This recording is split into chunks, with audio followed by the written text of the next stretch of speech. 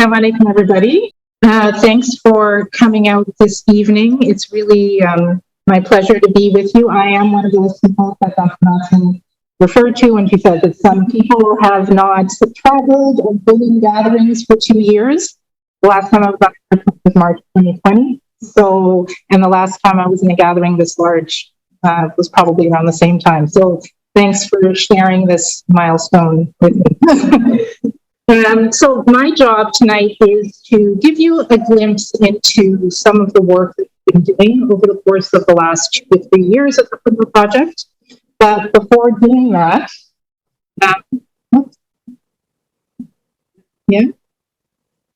there we go. I just want to thank our hosts, Bayan Islamic Graduate School, as well as Chicago Theological Seminary, for hosting us, and our funders, the Waraj Family Foundation. We have members of the Waraj family here with us, the El Hibri Foundation, and pillars. So before talking about the work that we've been doing, let's talk about the word Hurma. The term Hurma is an ancient and prophetic one that signifies sacred inviolability.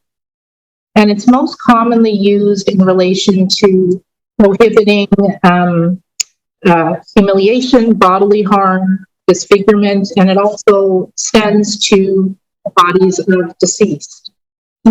Now, at the Hurma Project, we use the term to really indicate our commitment to protecting the dignity, the honor, and the safety of every individual in our Muslim community. And when I say safety, I mean physical safety, emotional safety, and spiritual safety. And we're really seeking to, and you'll see how, really open up conversations about how each one of us can do our part in creating that safety and in creating that dignity and honor. Our roles in building that are all different, but we do believe that each one of us has a role. At the one end, we have those who hold religious authority. And what we've learned is that those who hold religious authority need to acknowledge the power that they have in relation to those that they serve. They need to recognize what those boundaries are and then respect those boundaries. And one thing that I've learned through the podcast, which I'll get to, is really the importance of religious leaders seeking out supports in order to support them in respecting those boundaries. Now, that's the religious leadership. But at the same time, we have a responsibility to those who seek out the support and guidance from religious leaders. And so it's important for individuals in the community to go into those student-teacher relationships with hope, right? We don't want people to really go in expecting the worst, but we want them to go in with hope and with optimism, but also with their eyes wide open in terms of risks and safeguards that need to be taken. I am very grateful to be able to be engaging in these kinds of conversations and this work with a fantastic group of committed, inspiring, and very smart women that are on the screen. A couple were not able to join us this weekend. We have Hurma Project, who is our most recent addition to the team, who is the mental health lead. She's a clinical social worker, and I believe she joined remotely later on in the weekend.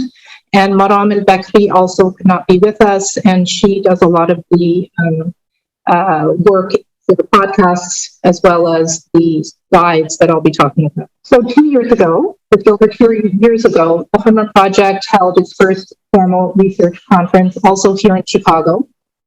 And we spent a jam-packed day full of panels that really got into some rich conversations around the definition of spiritual abuse, what the impacts are, investigating allegations of abuse. And it was an interdisciplinary day. There were academics, there were practitioners, there were lawyers, non-lawyers, religious leaders. And out of that day came these 3 articles which we find on the Hurma Project website. And a couple of them have been the topic of podcasts. And then, of course, 2 months later, the world kind of flipped, right? It's changed, and it's still changing. So then what we wanted to do was to continue those conversations that we began in January. We wanted to learn more from the experts that gathered that day, but we also wanted to make their knowledge more accessible to communities at large. And so a couple of projects were launched. The first one is the Hurma Project podcast.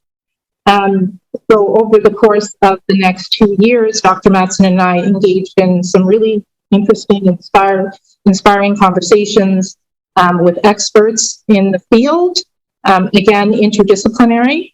And the first episode was launched in March of 2021. This gives you an idea of the episodes far. If you have access to any podcast platform, you can listen. I encourage you all to take a listen. So far, we have had 4 episodes in season 2. We're taking a break for Ramadan, and then we'll come back with a couple more after Ramadan. Right, yeah.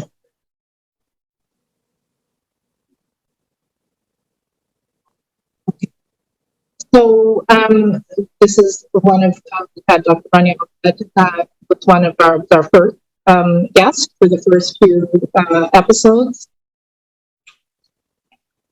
and we also had Imam Abdul Malik Merchant talk about chaplaincy and pastoral care, and really interesting safeguards that he's put in place to respect those local boundaries.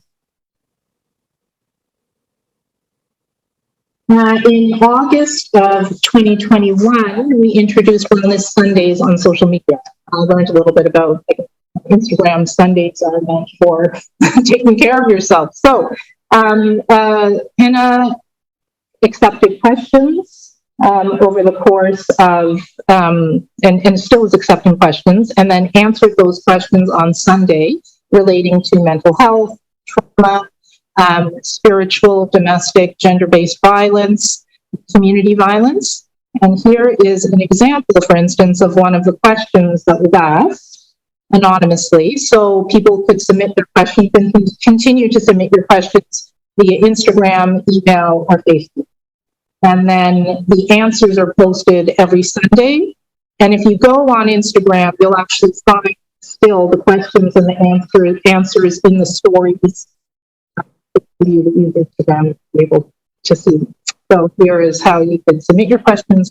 September rolled around, and it was a difficult time. The week of September 15th, we heard a lot, unfortunately, again, about incidents of abuse of power in our Muslim community.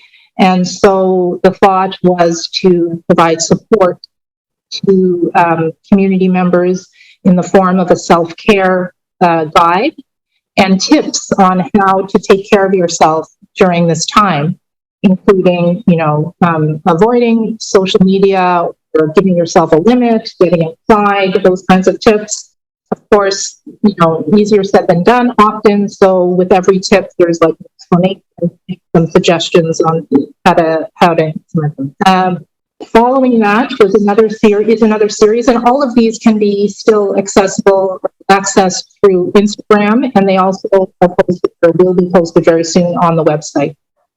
Understanding trauma triggers was very well received. I think triggers and trigger warnings is something that's now kind of coming into common parlance in terms of schools and the media and, written media and visual and so on. But I don't think a lot of us really know what a trigger is, why certain people are triggered and how it manifests. And so kind of address these questions in the Understanding Trauma Triggers.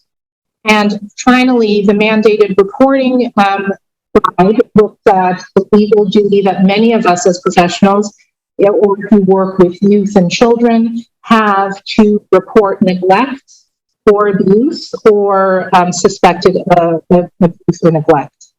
And what I found really interesting about this was this last slide around what we included is false reporting. So things that could actually lead professionals to make a report that isn't substantiated. So that actually have to do with our community.